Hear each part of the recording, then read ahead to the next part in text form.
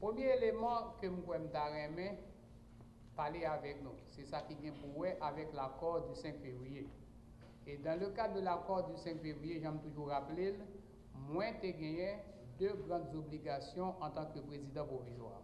C'était formation d'un gouvernement de consensus à travers consultation que nous allons faire au niveau des différents secteurs de la vie nationale, non seulement à travers les partis politiques représentés au Parlement, mais aussi les partis non représentés, mais qui jouissent d'une certaine influence sur l'échiquier politique.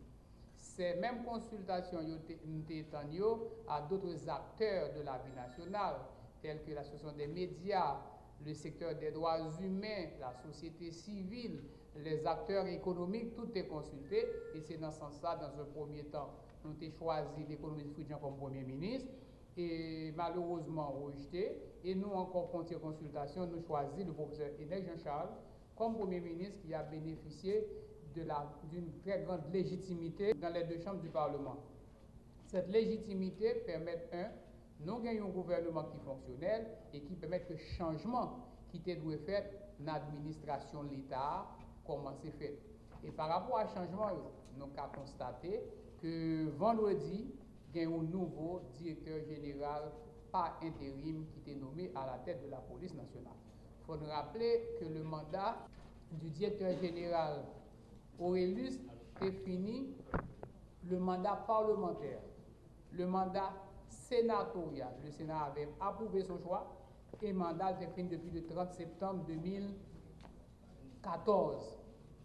Le gouvernement, le président, il n'a pas proposé au Sénat un nouveau directeur général pour nous ratifier et pas reproposer M. Aurelius pour que le Sénat, qui était encore fonctionnel, ait ratifié. Et finalement, en 2015, en dehors de la Constitution, M. Aurelius a été reconduit à la tête de la police. Son état de fait était mérité corrigé. De même, il y a trois conseils, il y a deux conseils d'administration qui pour gérer la Banque de la République d'Haïti. Lorsque la Constitution voulait que les conseils d'administration des organismes autonomes soient ratifiés par le Parlement, c'est de sorte que à bail à chacun de ces responsables, ça aurait la double légitimité. En sorte que le Conseil, une fois proposé par le président, ratifié par le Parlement, il y a toute indépendance que ça a besoin pour mener à bien la politique monétaire nationale sans interférence et des ministres et du gouvernement. Le fait que vous nommez un conseil d'administration de la Banque centrale et que ce conseil n'a pas bénéficié de l'approbation parlementaire, ce conseil est dépourvu de l'indépendance et de l'autonomie que normalement que le doit gagner pour lui prendre des mesures de politique monétaire susceptibles de maintenir la stabilité politique, la stabilité monétaire et la stabilité économique dans le pays. Aussi pareil pour la BNC, les conseils ont été nommés en dehors des normes, moins de responsable en stricte application de l'article 136 de la Constitution de demander au Sénat d'approuver les conseils devant gérer ces deux institutions.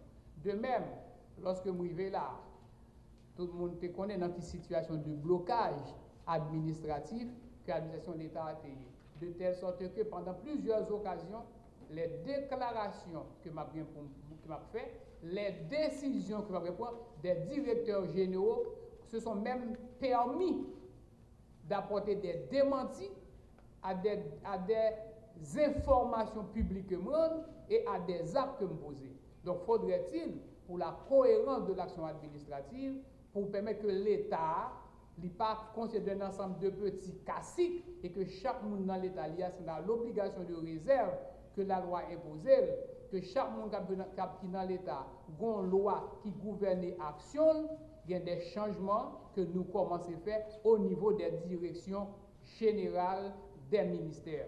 Changement ça y a permettre pour une administration qui est stable, la permettre que les services qui sont dus à la population, les fonctionnaires sont plus motivés à fournir des services plutôt que à éléments de blocage au sein de l'administration.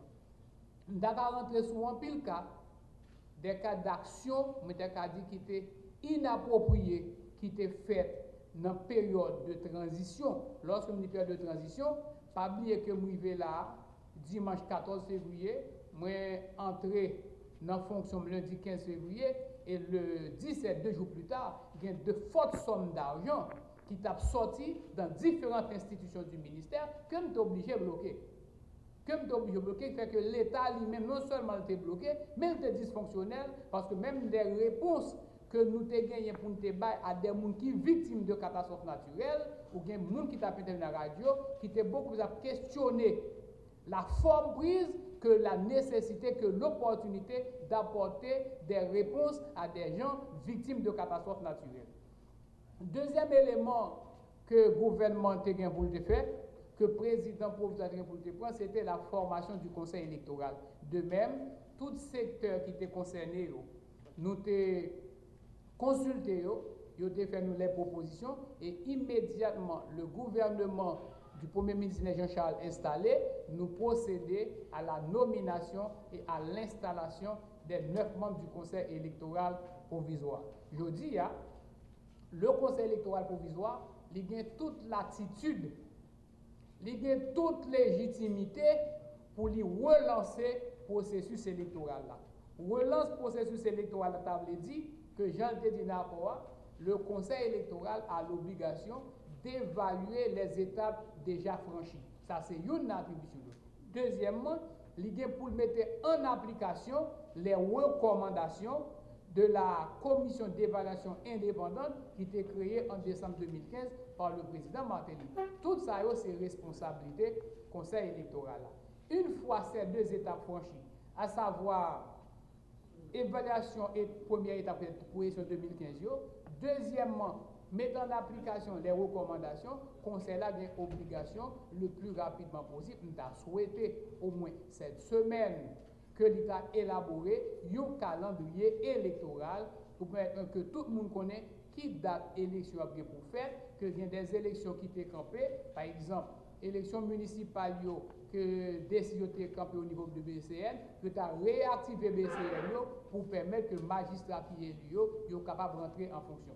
Donc, le Conseil électoral, comme nous dit, il vient pour élaborer rapidement un calendrier qui vous mettre établi qui date la fait BCN et qui date la publier résultats élections municipales et qu'il y a pas annoncé la reprise des élections de 2015 pour permettre de compléter les postes vacants au Sénat de la République, les postes vacants à la Chambre des députés et ensuite poursuivre les élections présidentielles.